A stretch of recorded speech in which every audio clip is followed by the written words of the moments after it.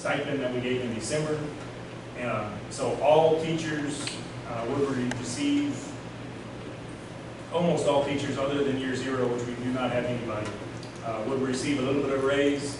Once you get over year 5, that raise becomes pretty substantial. The column all the way on the right is the number of staff that we will have next year in each of those slots, so each one of those steps.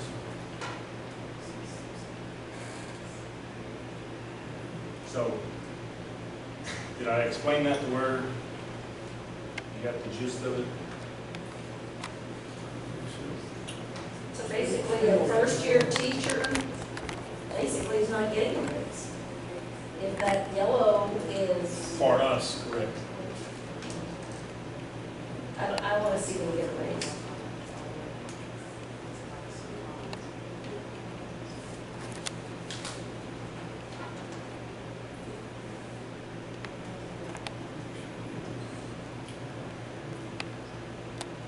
Well, wouldn't they? Because I mean, This is when we're hiring somebody new, right? yeah, minus the stipend. That would be somebody, right, this is their first teaching job ever. Now, part of that, remember that the last couple of years that we've increased salaries, I guess 2 years ago we did I guess like 1.5%. Last year you did a 3%. So again, you know, the last couple of years, last 3 years, we've increased teachers' salaries 3 years in a row. Stipend you can't look at though, because that's not guaranteed either. No, but that's based, but our difference has got to go off last year's salary. So even though it was a stipend that was a one-time, that wouldn't be reoccurring, we have to compare the 1920 school year to what they received in the 18-19. So even though that was a stipend, it still was part of their salary, so that's the number that we've got to go off of. So really, like I said, once you get to year 5, those raises are pretty substantial. I mean, everybody's looking at least, you know, around $3,000 increase in. Depending on what the state's making us spend, we're increasing what we normally do in resident. Yes. I mean, it's 6 in one, half dozen in the other. And your 1 and 2 year guys are still potentially below state base. Yes. Still better than. Yes. It's not all that much difference is what it would be. No. Just a small percentage. Correct. And, you know, historically, you know, we typically do not hire anybody that doesn't have a lot of experience. You know, we're at a place where it's kind of a luxury to be in the district, so most people come to us with experience. The ones who do not, is either a hard to fill position or a high needs area that we don't have very many applicants. And again, this is very, very preliminary, so we're not even sure if we've calculated correctly. Like I said, we'll have a lot better understanding in July.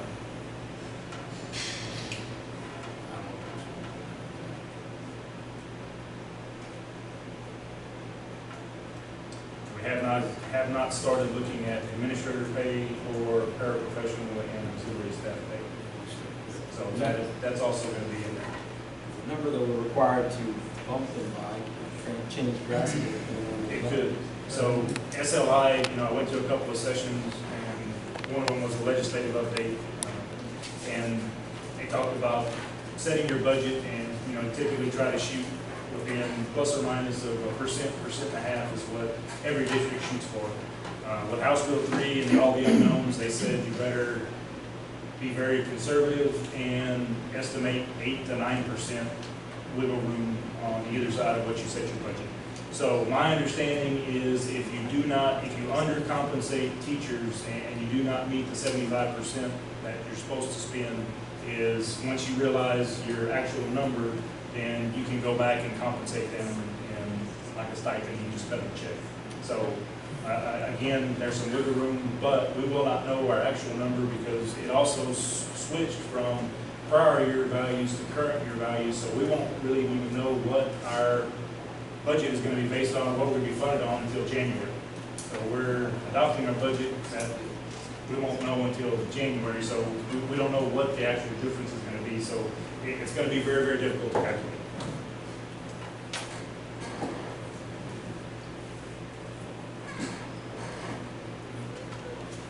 That includes the nurses or the counselors. Yes, that's everybody. Not just teachers. Correct, yeah, that's teachers, the counselor, the nurse, anybody that's on the teacher pay scale, so they're all in there.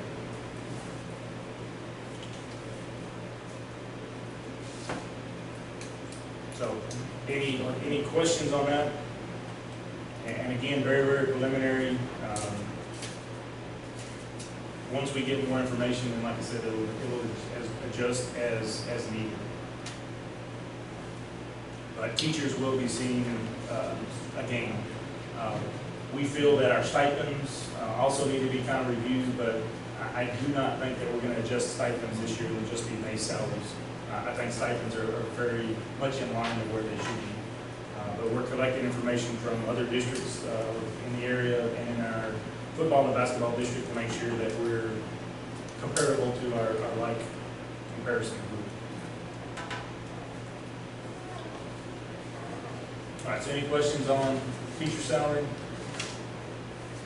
Any thoughts on, other than we need maybe to adjust our teachers on the lower end to make sure that they're seeing an increase?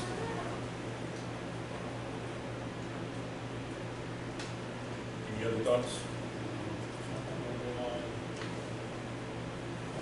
Barbara said, I'm sure they did something. They did receive something, didn't they? Lower end? Well, last year they received a retention stipend, so 3% at Christmas.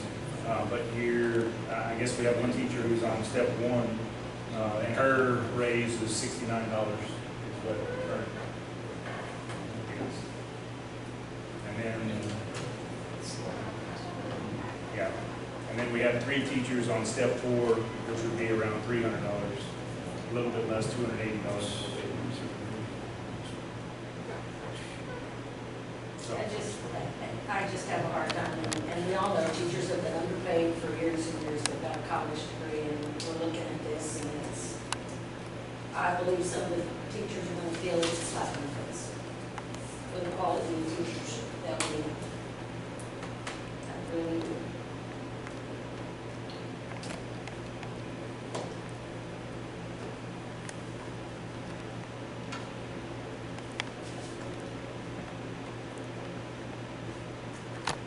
a slap in the face because the salaries are not elevated enough.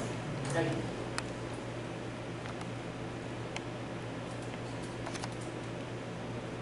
You're talking across the board, or are you talking at the lower? Yep. Almost across the board. When you look at what they put into it, and look what the general public makes out in their jobs. And again, this doesn't include stipends, so some of them receive additional stuff on top of, this is just base pay. But stipends, most teachers do not get stipends that are very, very large. You're gonna get coaches or band directors or ag teachers that receive pretty substantial stipends and extra days, but Well, yes, but our elementary teachers don't have those stipends coming in. So as being an elementary teacher in the past, that's how I will look at it most of the time. When we go to budget, can you It's run, also 9 months out of the year, not 12, like the general public works as well.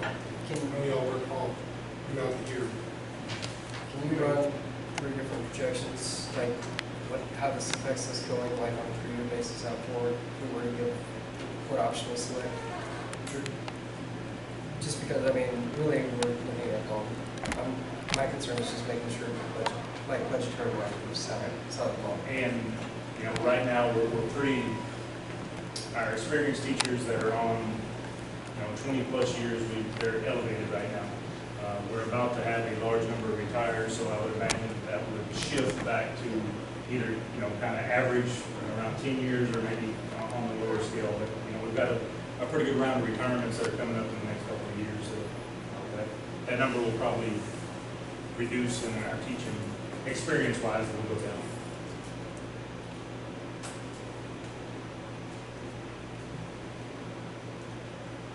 Did you say we have a lot of old staff? Oh, experienced staff, I'm sorry.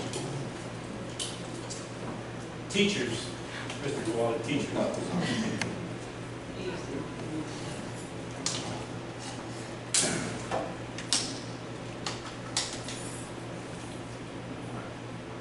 Okay, so any other thoughts, kind of, TK? And I'm not sure what, I visited with Poth, and Poth is trying to, I guess, make their salaries much more aligned with us and Karn City and kind of the neighboring districts. So I think they were going to focus heavily on their first through 5 years, try to get that comparable. But again, nobody has officially come up with anything. We've all been in contact. So once we see what the neighboring districts are doing, we'll have a lot better understanding of kind of where we rate compared to them as well.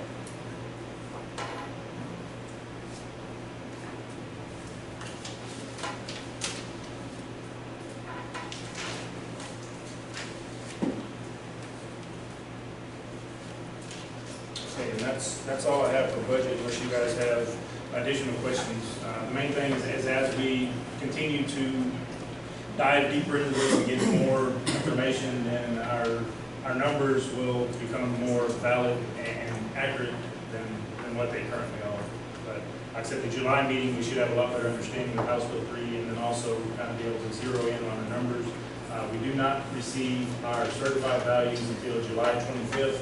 And I think the 30th or 29th, we do our tax, we actually go set our rollback rate. So like I said, once we start our beginning of August, our budget workshop, then we will know our exact numbers and should be able to kind of calculate in there what exactly we're going to be at.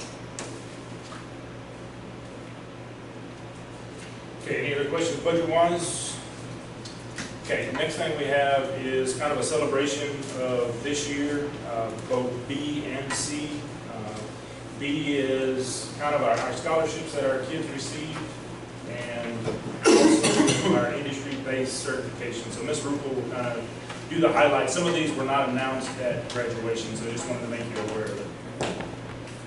Okay, so we have a lot of our students, or the majority of the senior class, that is going on to a university or a 2-year college or a trade school. So there you see Shannon, and she got 2 really large scholarships from the University of Mary Hardin-Baylor at $9,000 and then a $3,000 one, so that was really great. Kevin is going to A&M Corpus, and he has a big one there too for $8,000, and then another one for $8,000, so he did really well. Corey is going to Del Mar. Jordan, she had the Miss Karnes County scholarship. That was one over $1,000 as well. And then she got the Creating Hope one for $5,000, which I think was announced, and so was that other FFA one from the Indrishes. Bella Juke is going to Coastal Bend, and she received a $2,000 scholarship from the MZ Foundation and the Mitchell Moots one. Dean Gaspard is going to a welding school. Derek had a huge one. The Texas High School Association scholarship. He's going to Texas Tech, so he got a $2,000 there. Karnes County National Bank for $4,000. The Evergreen Water Conservation District for $2,000. The freshman presidential scholarship from Texas Tech, which was huge, for $20,000. And then he received quite a few other ones that were smaller, but are definitely going to add up. Heather Hollins hasn't decided. She's either going to go to Palo Alto or join the Armed Forces. Keyshawn's going to UTSA. Nikki to Blinn, and she got a $1,000 geo-residential scholarship. Rachel is going to Austin Community College, and she received the Karnes County Youth Show for $1,000. Megan Pollock is going to Palo Alto and has received a Martin Yainta Memorial Scholarship for $1,000. Jared is going to UTSA and received quite a few as well. The UTSA Distinguished Presidential Scholarship, the Fall City National Bank for $4,000, the PTO for $1,000, and the Farm Bureau for $1,000, and some more. Madison is going to Texas State, and she receives $1,000 from PTO, the Geo Residential for $500, and the MZ Foundation for $2,000. Colby is going to A&M College Station, and he received the Larry Janet Baining Scholarship for $1,000, the ConocoPhillips Scholarship for $5,000, and the Fall City National Bank Scholarship for $5,000. Allison is going to Texas State. She's got some scholarships, and Sean Wolf received a huge one. He's going to A&M, and he received a big one from the Go Texan for $20,000. He also got the ConocoPhillips for $5,000, the Karnes County Rotary for $1,500, and the Banning one for $1,000, and then the Fall City National Bank one for $6,000. TEA Honor Graduate Award is given to the highest ranking graduate of the 2019 senior class. The certificate is for 1 year's exemption of tuition to a public school or a university. And then these students are going to colleges as well, or working on some other certifications. We also have quite a few students that are receiving an industry-based certificate in welding. So we have 19 of those students that are going to have this certificate when they are finished with their welding here at Fall City. So on the, I guess seniors, the reason why we wanted to present that to you is the overwhelming majority is going to higher ed. You only have 2 students, I believe, who are going into the workforce.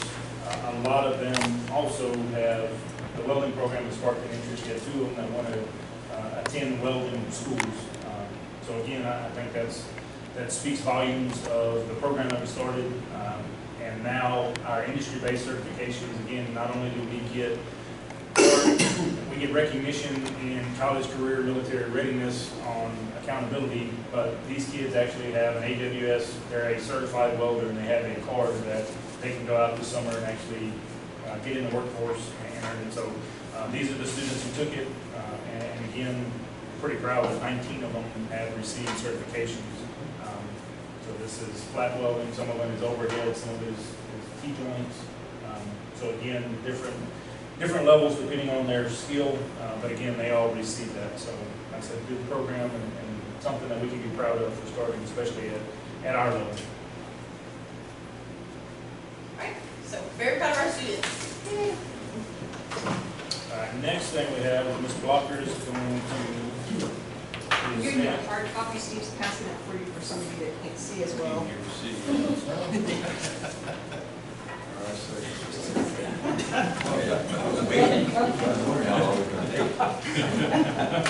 Okay, again, keep in mind, all kids are tested, all special ed, 504, ESL, and their scores count in everything that we're going to show you here tonight, as well as kids that move into the district. I'm not talking about transfers, because transfers come to us and they're already doing well in their scores.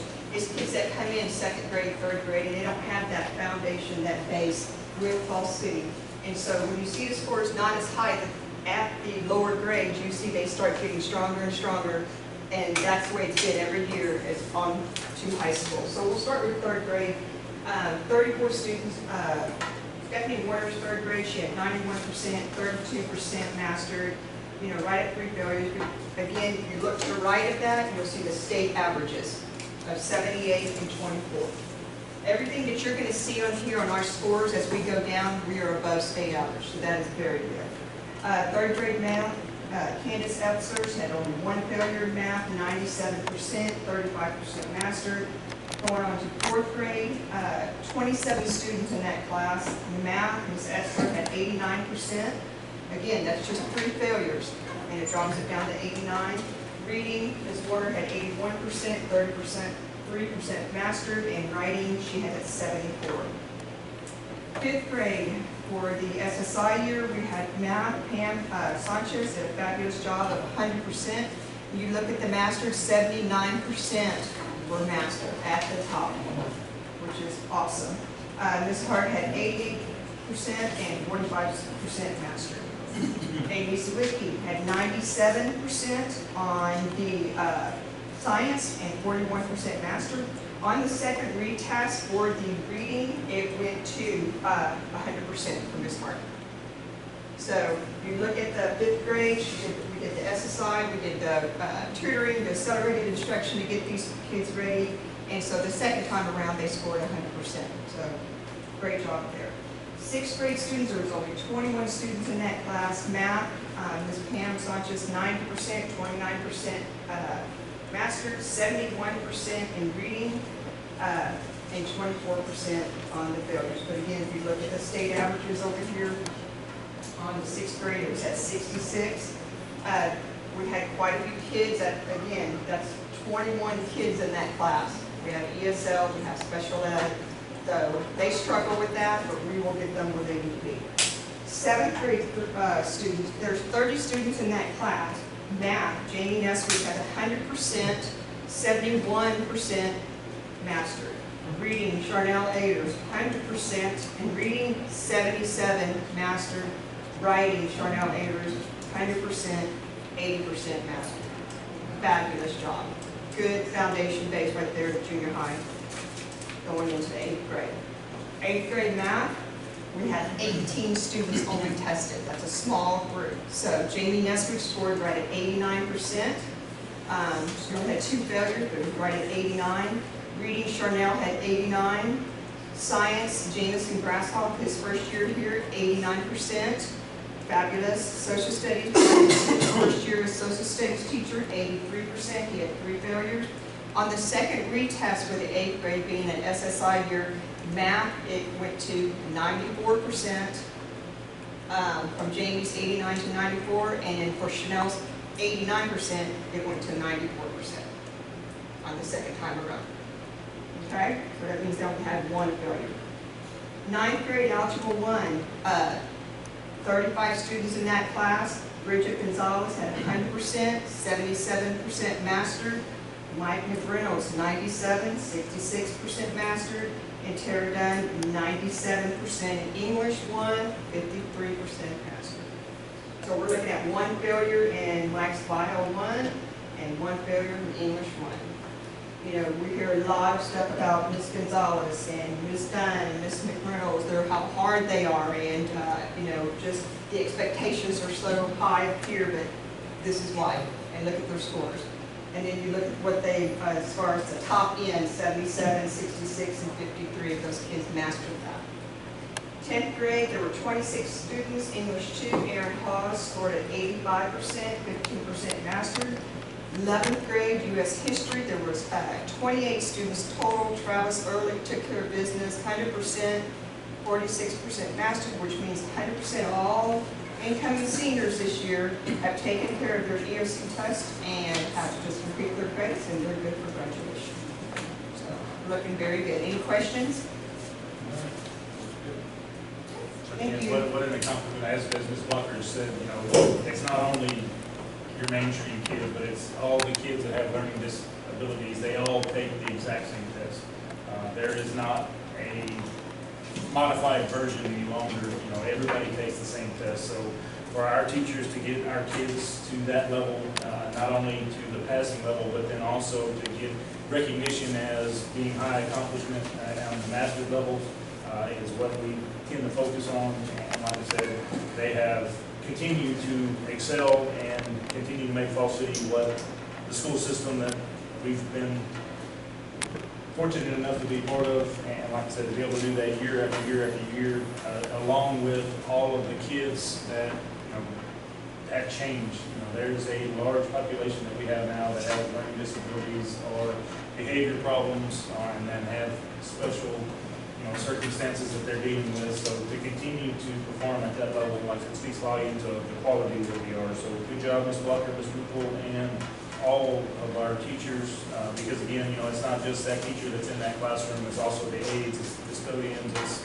the cafeteria ladies, you know, it's everybody that makes this place operate. So like I said, it's a good way to end the school year to receive these high marks.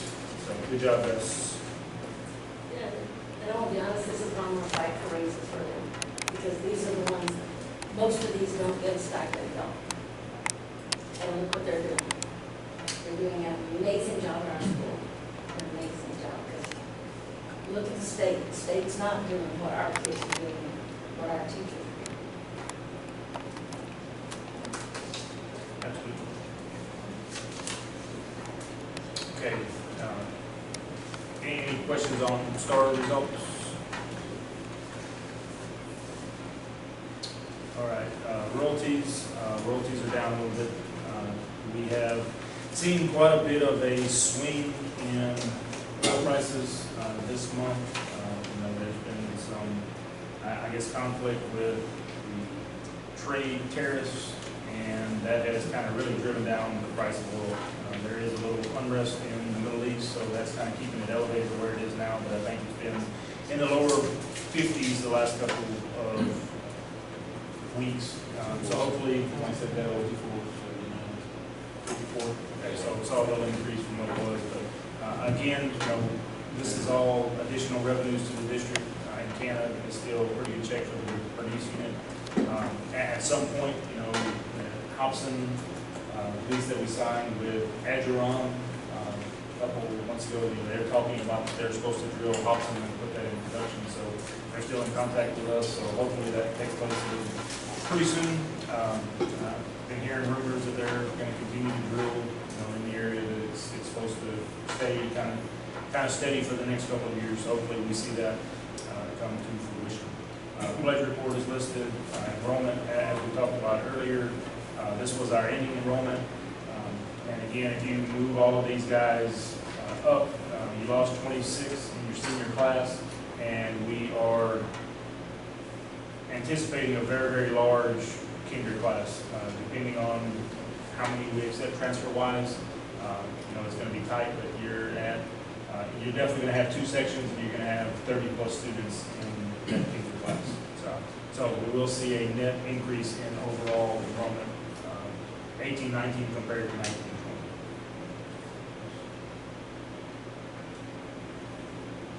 Ideal impact.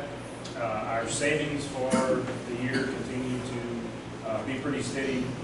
The month of February is around $1,500. So far we've saved $17,000. And again, I think we've finally gotten to a place where we feel much more comfortable operating the system, and it's kind of more user-friendly than what it had been in the past.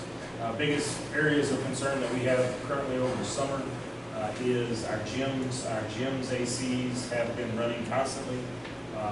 Now we want to make sure that we keep the temperature at a constant rate for our floors, that we don't have anything, keep the humidity down, but they've been running excessively, so we're trying to figure out why they won't disengage.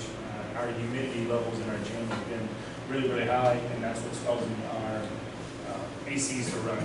But we're trying to work around that. We put some sensors in there to make sure that our humidity sensors are accurate and what we're receiving is valid. So we actually got a few apps on this Rupal. Mr. Stone got an app on the phone to kind of track that information to adjust it accordingly. What happened at the band concert? That's so hot. Remember band came there?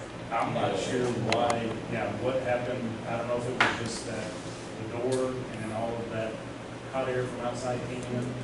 Once that unit engaged, it kind of cooled off, but it was mainly just the kind of the south side of the right side as you look at it was hot.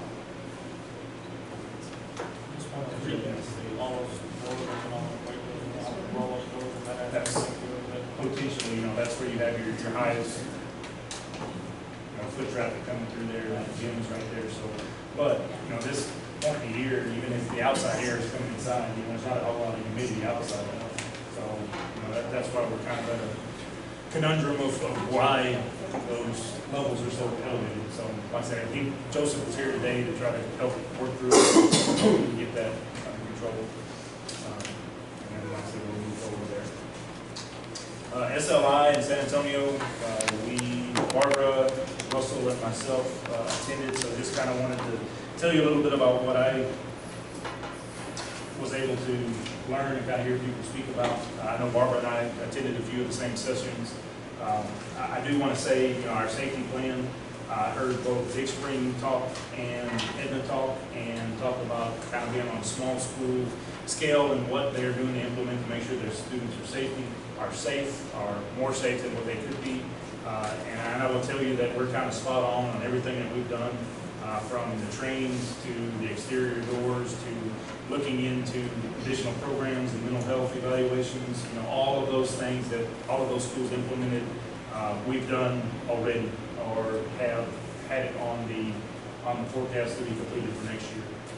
The only thing that I guess that I've heard that both of those schools have moved towards that we have not is the Guardian program.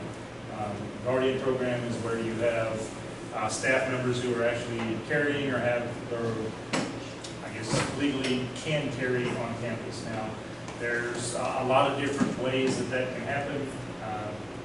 But that is really the only difference that I heard between either one of their plans and what we currently have. Yeah, and especially, that was when we were there together and kind of made us feel good. The things that we have done is what they're suggesting and what they've done. So, I think we're on the right track.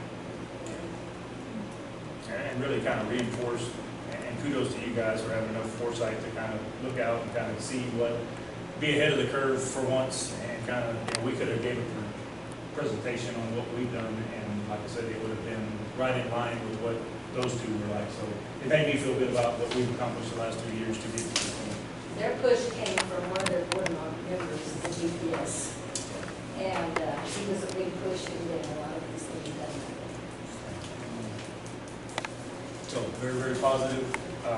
Also set in on a new evaluation instrument for the superintendent. So I think the one that we currently have may be able to go away and come up with one that is much better and much more user-friendly and more effective than the one we currently have. So, Thanks. so in July we may revisit that to Simpler, see if that's fixing simpler. very simple. Yeah, very simple compared to what it was. But like I said, something that I think we could definitely use and both benefit from. Also, we turned in our honor board packet, so that was submitted to Region 20. So I haven't heard any feedback yet, other than they were excited to receive it from us. They were, hopefully, like I said, that'll get passed on in there. I'm not sure when they're reviewing them and when they're going to select who Region 20 is going to nominate. But we were able to book, Terry was able to find rooms for Fcisd, which will be in Dallas this year.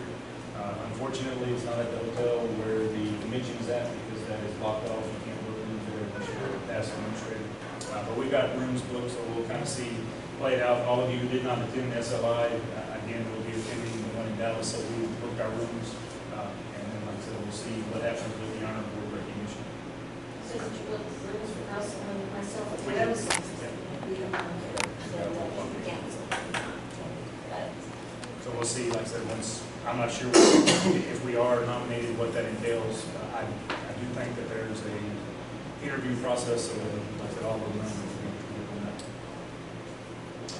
Okay, anything else to add to SLI? You guys have attended? All right. Also, if you remember a couple months ago, Mary Selvinsky was thoughtful enough to gift her house after she has passed to the district. Inside her will, her final, wishes is that her homestead becomes property of Falls City ISD, and Falls City ISD will use that for teacher housing. So we received the keys earlier this week on Tuesday. Actually went and saw it yesterday. I saw it got them on Monday, went and viewed it yesterday. It is a trailer house, or was a trailer house. It's been modified. It's got 3 bedrooms, 2 baths, and then has an addition that has kind of a living room / dining room. It's an older house, but it's very, very well kept. I don't see anything inside that needs to be fixed or replaced. We need to get the electricity turned on where we can see it. There is a large amount of contents that are still left in there. All of the furniture. There's a lot of pictures and some personal items. So, as we get closer to what we're going to do with it, those items are going to have to go through it.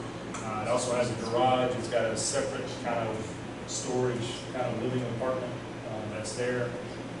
We went and cleaned it up, and the grass was pretty tall, so Kenny went and mowed. We got everything mowed and kind of looking presentable. We still need to trim trees where you can see it.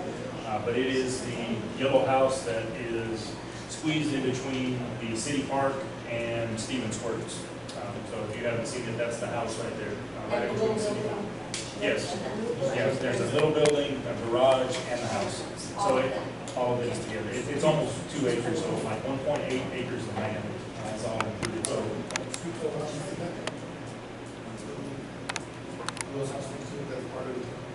Yes. Yeah, that yellow one, got the garage one looking. All of that is included, so, again, you know, something that we'll be able to use.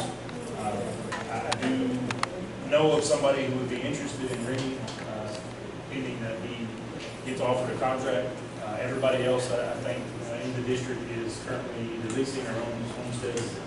So again, I think we'd have somebody that we'd be able to place inside that house. But again, kind of moving forward, you know, it's going to be a huge asset to the district.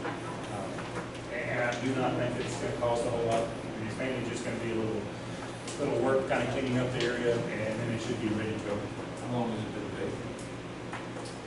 She just passed away, what, 3-4 months ago? Yeah, it hadn't been run. She was there up to that point?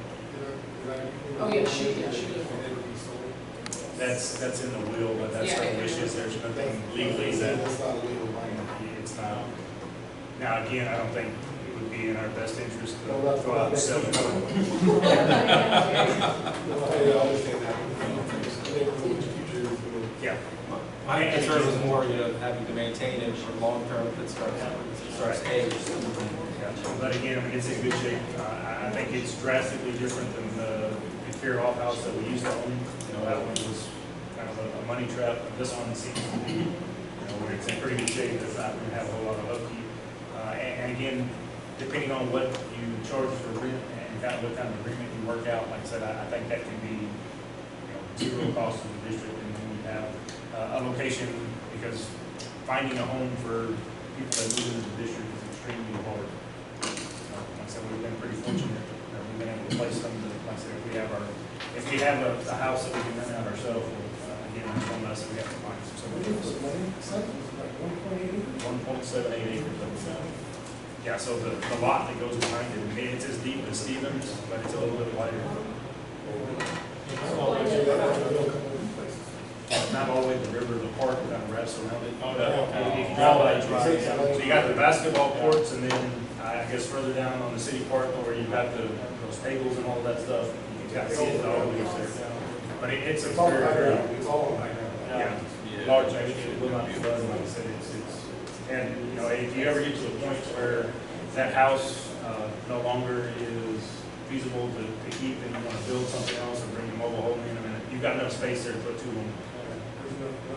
Oh yeah, easily 2 homes. Okay.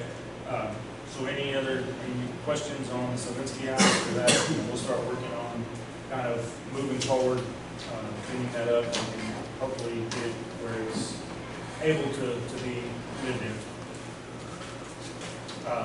Next thing I wanted to bring up, and I've had individual conversations with a few of you. There's been I guess, an interest in the community that's been proposed to me and some of you guys about the addition of adding girls volleyball to our sports.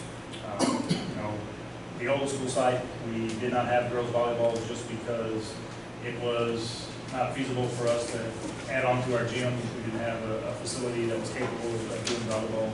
Well, now that we do have a gym that's capable of hosting games, that's why the question has come up. So kind of wanted to get your thoughts in open session on where we go from here. If this is something we want to gain more information, we want to survey the community and kind of talk to kids and see if they would be interested, and then kind of let that go as we gather more information on what decisions we're going to make in the future. Again, this isn't a decision that if you decide to move with volleyball that you're talking about starting it this year, even next year. I think this is a decision of once you commit to moving forward, I think it's a 2-year cycle of just to get prepared to where you would be able to start some games and kind of implement the program.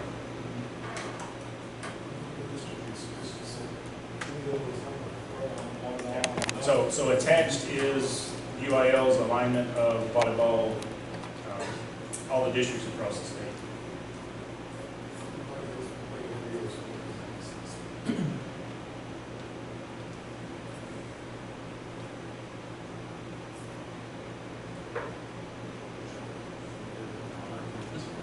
So, any thoughts? Is this something we have to pursue? pursue? Is it something we want to? Probably need to find out who's interested. I like to see pursuit and, see what the total cost would be for having the staff, getting ready to go. Would our scoreboards work with that? Yes. Think about volleyball, Your major cost is going to be salaries for coaches. You're going to have at least one, possibly two additions to staff that you're going to have to add to be able to do volleyball. It's not something that you just do at a varsity level. You're going to have sub-varsity, you have enough girls, and then you're also going to have JV or junior high. So again, that's 4 nights a week. Some teachers retiring. Yeah. Solution to that there. And I do not think that we have anybody currently on staff who knows anything about volleyball that I'm aware of. I think our most knowledgeable volleyball may be Tori Paulson. Other than that, You probably watch all I used to play this.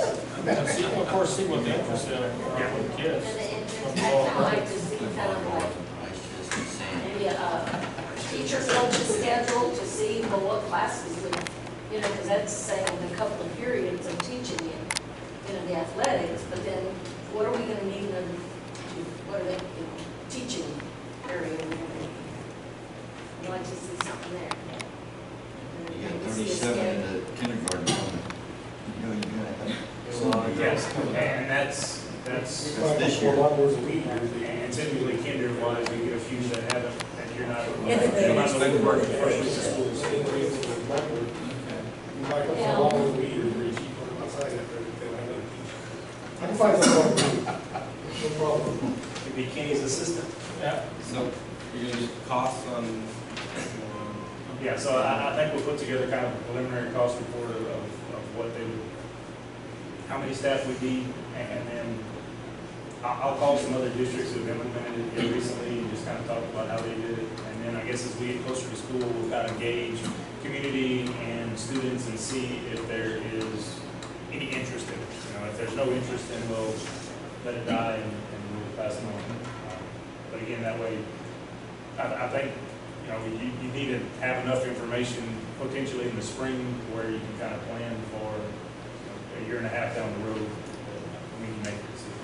I do see there'll be an interest in it, for the girls, but, they're gonna have to realize what all it entails, because it does kind of coincide with other things we have going.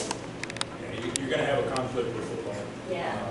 Their seasons overlap, games are on the same days. Volleyball plays twice a week, just like basketball, Tuesdays and Fridays, and the majority of games will not be in the same location. So you're going to split your fans, you're going to split the band, cheerleaders, all of those things that, they're not going to be at Friday night's game. Now, there'll be times that they'll be able to drive and get there to be able to compete, but a lot of times they will not. Yeah, and that's the thing that, when we throw it out there, I hope they realize pros and cons of it. Okay, so I'll start gathering some information and we'll keep having discussion and kind of determine where we're going to go from here. But again, this is a couple years down the road, if it gets implemented, kind of when we would start.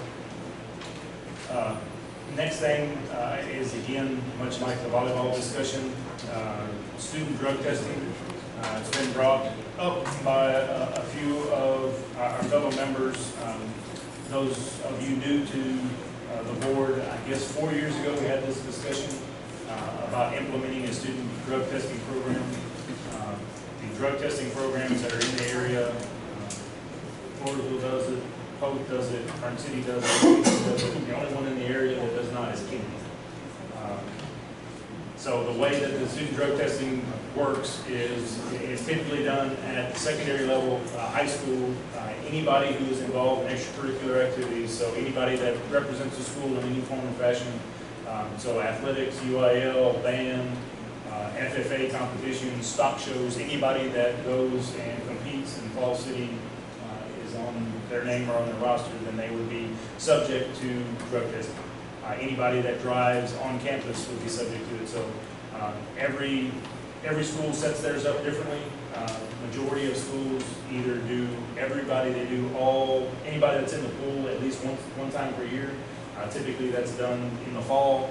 Some schools do it twice, once each semester. And then depending on the school, sometimes they do it every 6 weeks, every 9 weeks, they do random samples. So you may pull 10 students out of your pool just randomly, and then they are tested. Cost per, you're looking at around $15 per test. So it'll be somewhere in the neighborhood of around $12,000 to $15,000. There's different consequences that each school sets, and again, some of them are, the first strike, you just get notified, and there's potentially a suspension, and then you may get removed from a potential program. But again, all of those things are up to you guys, whatever policy, if you do decide to move forward with student drug testing, then you can review that, kind of set the consequences, or if there's any consequences at all. Some districts just require them to go and get counseling, or go to some type of rehab that is on the district's expense. So again, there's other areas, other schools that do it. The program could be whatever you wish it to be. But kind of wanted to get your thoughts on if this is something that we want to kind of get more information on, or is this something that we do not want to look into at this point? And would it be something we could do this year, given that wouldn't it have to be things in the handbook as well? I think, well, you're going to have to notify students prior to implementing this. I do not think that you can implement it this current school year. It would be for the 2021 school year. How do you go about implementing it? I've actually been 2 places where we've implemented it. So once I guess the policy is adopted and approved, then you have mandatory meetings with parents. They must attend a session, the parents and the athletes must attend. In Post, we did the students first, so met with all the students, told them why we were doing the program, what the program was going to consist of, and then what were consequences, or what was the consequences of a positive test, and what that would mean for them. So let them know. Then we also did parent nights where parents would have to come up and they would either have to attend or sign a waiver saying that they had the information. They had to either attend that session or sign that waiver saying that their kid could be tested prior to them competing in any, or representing the school in any extracurriculars. That's how it was implemented, and I think they do that kind of yearly, that it's the same type thing. They discuss it with the kids, and then have parent information sessions, and then sometimes parents attend, sometimes they don't, and it's implemented after that. What was the general feedback from the community when y'all decided to implement it? There wasn't any really. I mean, it was Pretty much okay. it was kind of much like our discussion was last time. A few of the post board members were against it because they felt it was an intrusion and kind of a waste of money. There was a different pocket that thought they had a drug problem and thought that they needed to test. As for parents, never heard anything from these parents on pros or cons of being tested.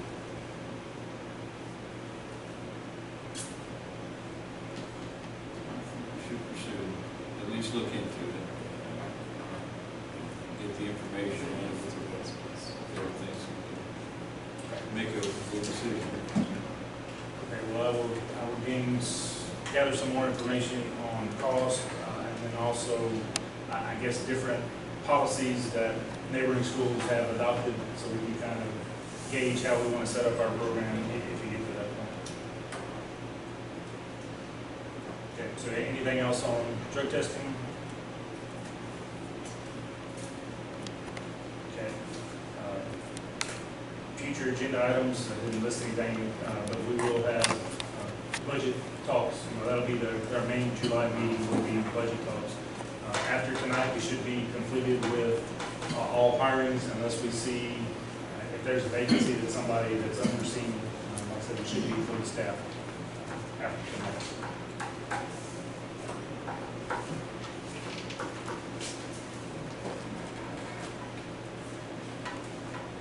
Any additional questions? That's your report, Mr. Pelly? Yes, sir. All right. It is now 7:58. The Fall City Independent School District Board of Trustees will convene in closed session.